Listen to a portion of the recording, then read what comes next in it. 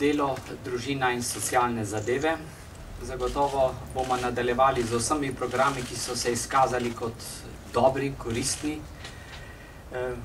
Navedel bi pa le 4 poudarke, ki jim bomo posvetili posebno pozornost. In sicer najprej bomo spoštovali socialni dialog in usklajevanje med kapitalom in delom, kjer seveda bo naša prioriteta ustvariti pogoje, da bo v ospredju človek in pa blaginja za vse.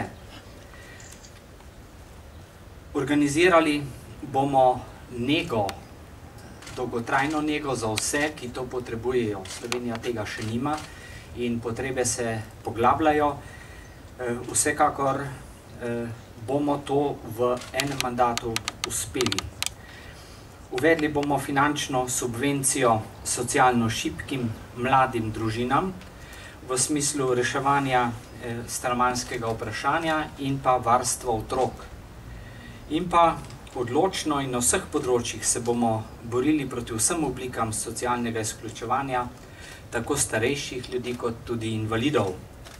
In pa še naprej bomo zagotavljali pravičen sistem usklajevanja pokojnin.